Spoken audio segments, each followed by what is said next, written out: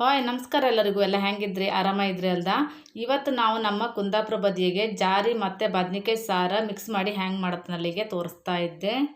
ನಾವು ಹೆಚ್ಚಾಗಿ ಜಾರಿಗೆ ಬೆರ್ಕಿಯಾಯಿ ಬಸ್ಲಿ ಹಾಕತ್ತೆ, ಇಲ್ಲಾಂದ್ರೆ ಹರ್ಗಿ ಹಾಕ್ಲಕ್ಕ, ತೊಂಡೆಕಾಯಿ ಹಾಕ್ಲಕ್ಕ, ಬಟಾಟೆ ಹಾಕ್ಲಕ್ಕ, ಹಾಗೆ ಬದ್ನಿಕಾಯಿನೂ ಹಾಕಿ ಮಾಡ್ಲಕ್ಕ ಒಳ್ಳೆ ಆತ್. ಮಾತ್ರ ನೀವು ಬೇಕಿದ್ರೆ ಈ ಥರ ಒಂದ್ಸರಿ ಟ್ರೈ ಮಾಡಿ ಕಾಣಿಯಕ್ಕ. ಈ ವಿಡಿಯೋ ಕಾಣ್ಕಿದ್ರೆ ಮೊದಲೇ ಎಂತ ಮಾಡ್ಕೊಂಡ್ಲಿ ಗುದಿತಲ್ದ? ಹೌದಾ, ನನ್ನ ಚಾನಲ್ನ ಸಬ್ಸ್ಕ್ರೈಬ್ ಮಾಡ್ಕೊಳಕ, ಹಾಗೆ ಪಕ್ಕದಾಗ ಒಂದು ಬೆಲ್ ಐಕಾನ್ ಇರುತ್ತೆ, ಅದನ್ನು ಕ್ಲಿಕ್ ಮಾಡ್ಕ. ಬೆಲ್ ಐಕಾನ್ ಕ್ಲಿಕ್ ಮಾಡ್ರೆ ಮಾತ್ರ ನಾನು ಯಾವ್ದಾದ್ರು ವಿಡಿಯೋ ಹಾಕ್ರೆ ನಿಮಗೆ ತಕ್ಷಣವೇ ಕಾಂಬುಕೊತ್ತ. ಹಂಗಾಗಿ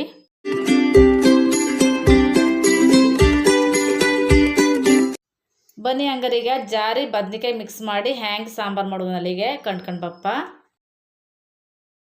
ಮೊದಲಿಗೆ ನಾನಿಲ್ಲೇ ಒಂದು ಅರ್ಧ ಕೆಜಿ ಜಾರೆ ತಗೊಂಡಿದ್ದೆ. ಇದನ್ನು ಚಂದ ಮಾಡಿ ತೊಳೆದ ಇದನ್ನು ಕ್ಲೀನ್ ಮಾಡಿ ಇಟ್ಕೊಂಡಿದ್ದೆ. ಈಗ ಇದಕ್ಕೆ ಸ್ವಲ್ಪ ಉಪ್ಪು ಹಾಕಂಬ, ಮತ್ತು ಇದಕ್ಕೆ ಒಂದು ಅರ್ಧ ಟೀ ಸ್ಪೂನ್ ಅಪ್ಪಷ್ಟು ಅರಿಶಿಣ ಪುಡಿ ಹಾಕಂಬ. ಹಾಗೆ ಇದಕ್ಕೆ ಸ್ವಲ್ಪ ಒಂದು ಅರ್ಧ ಲೋಟ ಅಪ್ಪಷ್ಟು ನೀರನ್ನು ಹಾಯ್ಕೊಂಡು ಇದನ್ನು ಹಾಗೆ ಮಿಕ್ಸ್ ಮಾಡಿ ಸ್ವಲ್ಪ ಬಿಸಿ ಮಾಡ್ಕೊಂಡ್ರೆ ಸಾಕತ್ತ. ಅಂದರೆ ಜಾಸ್ತಿ ಏನು ಬೇಯಿಸೋದು ಬೇಡ, ಒಂದು 2-3 ನಿಮಿಷ ಇದನ್ನು ಗ್ಯಾಸ್ ಮೇಲೆ ಇಟ್ಟು ಹಾಗೆ ಸ್ವಲ್ಪ ಜಸ್ಟ್ ಬಿಸಿ ಮಾಡ್ಕೊಂತೆ ಅಷ್ಟೇ.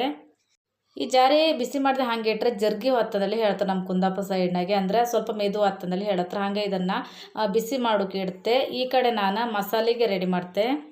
ಒಂದು 6-7 ಒಣಮೆಣಸು ಹಾಕ್ತೆ, ಹಾಗೆ ಸ್ವಲ್ಪ ಕಾಳುಮೆಣಸು ಹಾಕ್ತೆ. ಕಾಳುಮೆಣಸು ಹಾಕ್ರೆ ಒಳ್ಳೆ ಹತ್ತ ಸಾರ. ಹಂಗಾಗಿ ನಿಮಗೆ ಖಾರ ಎಷ್ಟು ಬೇಕೋ ಕಂಡು ಹಾಯ್ಕಣಿಯಕ. ಮತ್ತು ಸ್ವಲ್ಪ ಕಾಳು ಹಾಕ್ತೆ, ಅಂದರೆ ವಾಮ ಅಂದೇಳಿ ಹೇಳ್ತಾರೆ ನಮ್ಮ ಕುಂದಾಪುರ ಸೈಡ್ನಾಗೆ. ಹಾಗೆ ಸ್ವಲ್ಪ ಧನಿಯಾ ಕಾಳು ಅಥವಾ ಕೊತ್ತಂಬರಿ ಬೀಜ ಸ್ವಲ್ಪ ಜಾಸ್ತಿನೇ ಹಾಯ್ಕಂತೆ, ಕೊತ್ತಂಬರಿ ಬೀಜನ. ಮತ್ತು ಒಂದು 1/4 ಟೀ ಸ್ಪೂನ್ ಅಪ್ಪಷ್ಟು ಮೆಂತ್ಯ ಕಾಳು. ಮೆಂತ್ಯ ಜಾಸ್ತಿ ಆಗೋಕ್ಕಾಗ ಕೈ ಹತ್ತ. ಹಾಗಾಗಿ ಈಗ ಸ್ವಲ್ಪ ಬಡ ಸೊಪ್ಪು ಅಥವಾ ಸೋಂಪು ಕಾಳನ್ನು ಸ್ವಲ್ಪ ಹಾಕ್ತಿದ್ದೆ. ನಾನಿಲ್ಲಿ ಹಾಕಿನಲ್ಲ ಇಷ್ಟು ಐಟಮನ್ನು ಡ್ರೈ ರೋಸ್ಟ್ ಮಾಡಿ ಇಟ್ಕೊಂಡದ್ದು ಆಲ್ರೆಡಿ, ಅಂದರೆ ಎಣ್ಣೆ ಹಾಕ್ದೇನೆ ಹಾಗೆ ಸ್ವಲ್ಪ ಹುರಿದು ಇಟ್ಕೊಂಡದ್ದು. ನಾವು ಯಾವತ್ತಾರು ಬೇಕಾದ್ರೆ ದಿಢೀರಂದಲ್ಲಿ ಮಾಡ್ಲಕ್ಕ, ಹಂಗೆ ಇದನ್ನು ಸ್ವಲ್ಪ ಸ್ಟೋರ್ ಮಾಡಿ ಇಟ್ಕೊಂಡತ್ತ. ಹಾಗೆ ಸ್ವಲ್ಪ ಬೆಳ್ಳುಳ್ಳಿ ಹಾಕ್ತೆ, ಹಾಗೆ ಒಂದು ನೀರುಳ್ಳಿನ ಕಟ್ ಮಾಡಿ ಇಟ್ಕೊಂಡಿದ್ದೆ, ಆ ನೀರುಳ್ಳಿನೂ ಸೇರಿಸ್ತಾ ಇಲ್ಲೇ. ಈಗ ಸಣ್ಣ ಹುಣಸೆಹಣ್ಣು ಹಾಕ್ತಿದ್ದೆ.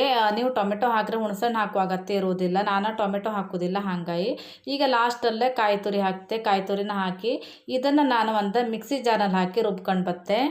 ನೀವು ಬೇಕಿದ್ರೆ ಇದನ್ನು ಗ್ರೈಂಡರ್ನಲ್ಲೂ ರುಬ್ಕೊಂಡಕ್ಕ, ಇದನ್ನು ನುಣ್ಣಗೆ ರುಬ್ಕೊಳ್ಳಿ.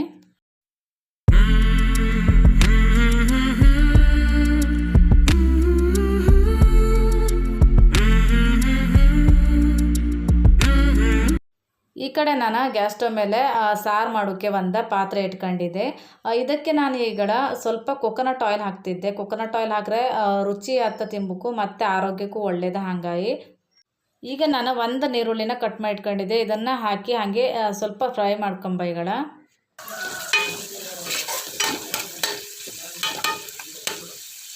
ಇಲ್ಲೇ ನಮ್ಮನೆಗೆ ಅರ್ಧ ಬದ್ನಿಕಾಯಿ ಇದೆ. ನಾನು ಈ ಬದ್ನಿಕಾಯಿ 3 ಹಾಕ್ತಿದ್ದೆ. ಇದನ್ನು ಕಟ್ ಮಾಡಿ ನೀರುಳ್ಳಿ ಸ್ವಲ್ಪ ಫ್ರೈ ಆದ ನಂತರ ಇದಕ್ಕೆ ಸೇರಿಸ್ತಿದ್ದೆ. ಇದನ್ನು ಈ ಬದ್ನಿಕಾಯಿನ ಸ್ವಲ್ಪ ಎಣ್ಣೆಯಲ್ಲೇ ಫ್ರೈ ಮಾಡ್ಕೊಂಬ. ತರಕಾರಿಗಳಿಗೂ ಎಣ್ಣೆಯಲ್ಲಿ ಫ್ರೈ ಮಾಡ್ಕೊಂಡ್ರೆ ಒಳ್ಳೆ ಹತ್ತ. ಹಾಗಾಗಿ 1-2 ನಿಮಿಷ ಇದನ್ನು ಜಸ್ಟ್ ಎಣ್ಣೆಯಲ್ಲೇ ಫ್ರೈ ಮಾಡ್ಕೊಂಬ. ಈಗ ಇದಕ್ಕೆ ನಾನು ಸ್ವಲ್ಪ ಉಪ್ಪು ಹಾಕ್ತಿದ್ದೆ, ಬದ್ನಿಕಾಯಿಗೆ ಒಳ್ಳೆ ಉಪ್ಪು ಹಿಡೀಲಿ. ಹಾಗಾಗಿ ಆಗ ನಾವು ಜಾರಿಗೂ ಸ್ವಲ್ಪ ಉಪ್ಪು ಹಾಯ್ಕೊಂಡಿತ್ತು, ಹಾಗಾಗಿ ಕಂಡು ಹಾಯ್ಕಣಿ. ಈಗ ಬದ್ನಿಕಾಯಿ ಮುಳುಗುವಷ್ಟು ನೀರನ್ನು ಹಾಯ್ಕೊಂಡು ಇದನ್ನು ಹಾಗೆ ಚಂದ ಮಾಡಿ ಒಂದ್ಸರಿ ಮಿಕ್ಸ್ ಮಾಡಿ ಒಂದು 3-4 ನಿಮಿಷ ಇದನ್ನು ಹಾಗೆ ಮುಚ್ಚಿ ಬೇಯಿಸ್ಕೊಂಡ್ರೆ ಇದು ಬೇಗ ಬೇಯುತ್ತೆ. ಬದ್ನಿಕಾಯಿ ಏನು ಜಾಸ್ತಿ ಹೊತ್ತು ಬೇಕತ್ತಿಲ್ಲ ಬೇಯೋಕ್ಕೆ. ಇಲ್ಲಿ ಕಣಿ ಬದ್ನಿಕಾಯಿ ಒಳ್ಳೆ ಬೆಂದಿತ್ತು. ಈ ಟೈಮ್ನಲ್ಲ ನಾನು ಬಿಸಿ ಮಾಡಿ ಇಟ್ಕೊಂಡು ಜಾರಿನೂ ಸೇರಿಸ್ತಿದ್ದೆ. ಆ ಜಾರಿನ ಹಾಕಿ ಹಾಗೆ ರುಬ್ಬಿ ಇಟ್ಕೊಂಡಂಥ ಮಸಾಲೆನೂ ಸೇರಿಸುವ.